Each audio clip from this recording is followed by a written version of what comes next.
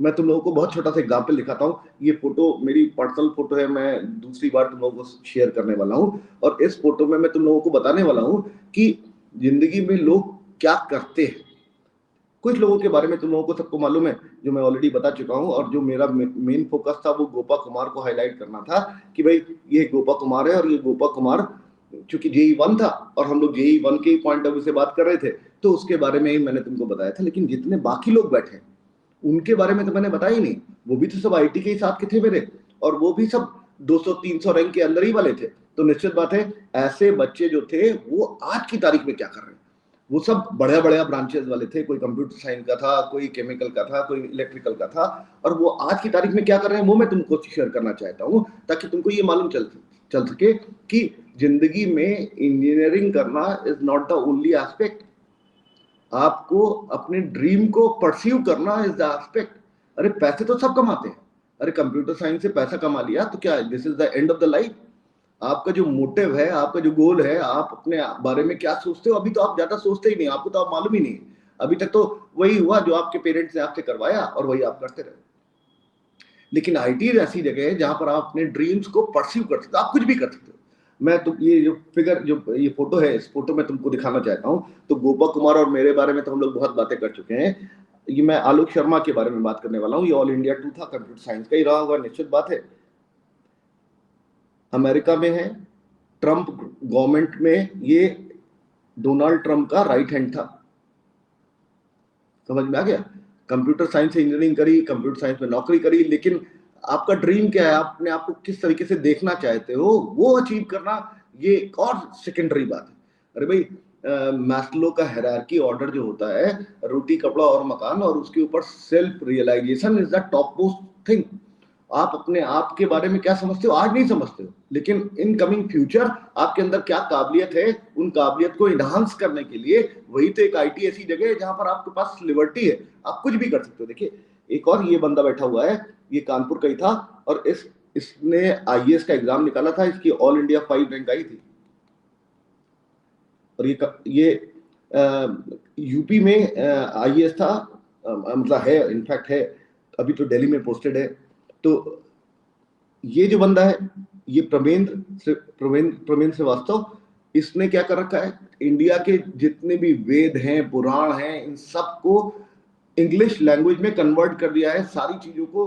मतलब ये इंडोनेशिया में रहता है, और इसने किया क्या, इसने जितने भी हमारे ग्रंथ हैं, पुराने पुराण और उपनिषद और सबको कन्वर्ट करना चालू किया, और ताकि वो आम पब्लिक तक पहुंच सके। उसके ऊपर ये बहुत मैसिव काम कर रहा है, और इंडोनेशियन गवर्नमेंट इसको रिकॉग्नाइज करती है। ये बंदा जो है ये इलेक्ट्रिकल का था, सूट जैन, हमारे हॉस्टल का हॉल 2 का प्रेसिडेंट था ये। और ये इस समय अमेरिका में है, किसी सॉफ्टवेयर कंपनी में है। तो इसका मतलब ये हुआ कि ये तुम लोगों को जो दिख रहा होगा, इतने सारे लोग बैठे हुए हैं यहाँ पर सारे लोग अपनी अपनी इंजीनियरिंग में नहीं काम करते। तो तुम लोग जो आज अपनी इंजीनियरिंग के लिए इतना लड़ रहे हो कि मेरा क्या होने वाला है, मैं कंप्यूटर साइंस वहां ले लूँ या कंप्यूटर साइंस वहां ले लूँ। अरे भाई, computer science is not the end, it is just a beginning. मैं तो बहुत सारे ऐसे बच्चों को जानता हूं जिन्होंने कंप्यूटर साइंस की बहुत बड़ी बड़ी नौकरियां करी, 2-2 करोड़ रुपए का पैकेज उन्होंने छोड़ दिया, कि लगे कि यार जिंदगी सरदर्द है। वो अब अपने अपने ड्रीम को परस्यू कर रहे। तो सारा खेल इस बात का कि आप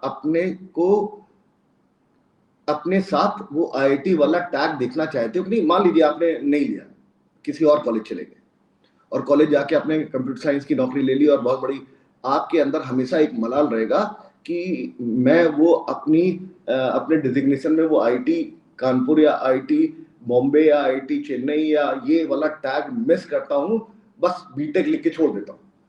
और ये जिंदगी भर का गम रहेगा। लाख लोग सजेस्ट करें, लड़ाई आप लोगों ने लड़ी है IT का एग्जाम पास करने के लिए, और IT का एग्जाम पास करना किया है तो उसके आप हकदार हो। मत सोचना इस बात को कि मेरी ब्रांच खराब होने वाली है। अरे ब्रांच खराब हो रही तो मुंबई IT ने तो ब्रांच चेंज बंद किया, बाकी सारी IT में तो अभी ब्रांच चेंज का ऑप्शन है। निश्चित बात है, it is a difficult task, क्योंकि सारे बच्चे जितने जाते हैं वो सब ब्रांच चेंज के बारे में सोच के जाते हैं।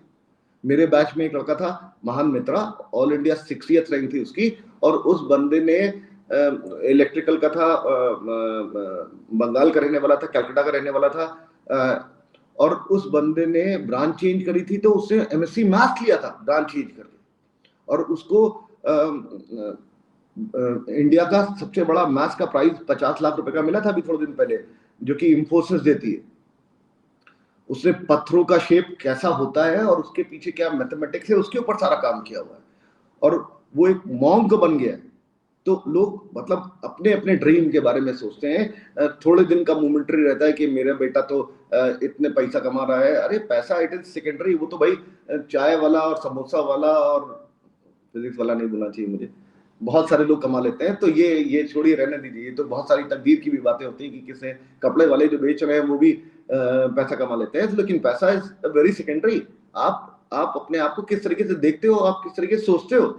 अरे आपको घमंड होना चाहिए कि यार हम आईटी में पढ़े, मुझे घमंड है आज तक, और ये घमंड मेरा कोई नहीं छीन सकता।